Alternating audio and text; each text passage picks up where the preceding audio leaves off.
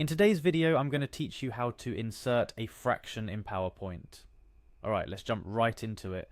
You know, fractions are often necessary for presentations, especially if you're discussing topics related to math, science, statistics, or any area where precise measurements and data are key. PowerPoint doesn't automatically format fractions as you type them, which can disrupt the flow of your work and the visual appeal of your presentation.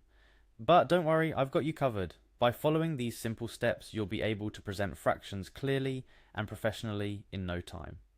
First things first, you need to open your Microsoft PowerPoint software. Click on the icon on your desktop or search for it in your computer's app list. Once the PowerPoint opens, you're greeted with an array of options.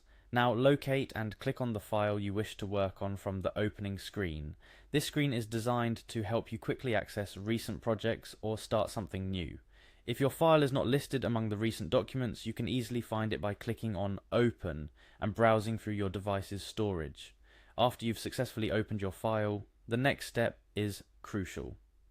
Navigate to the Insert tab on the ribbon at the top of the PowerPoint window.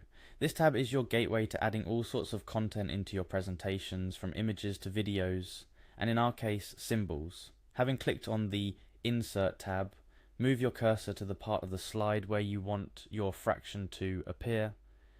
It could be within a text box or anywhere else you prefer. If there's no text box where you need it, simply insert one by clicking on the text box button under the Insert tab and draw it on the slide.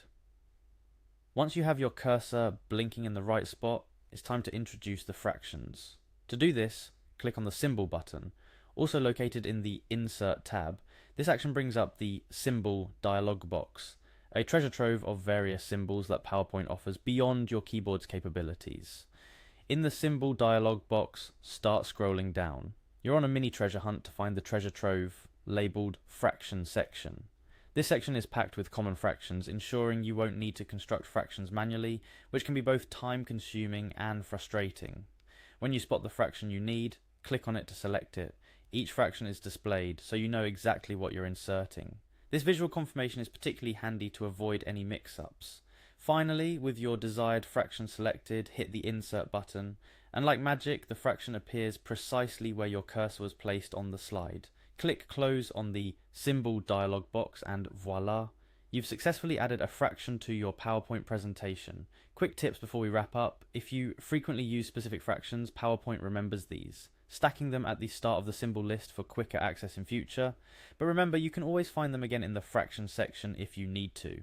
There you have it, a straightforward process to inserting fractions in PowerPoint, making your data presentations more accurate and visually appealing. This skill, while seemingly minor, enhances the professionalism of your presentations and aids in clear communication, especially when precise data representation is crucial.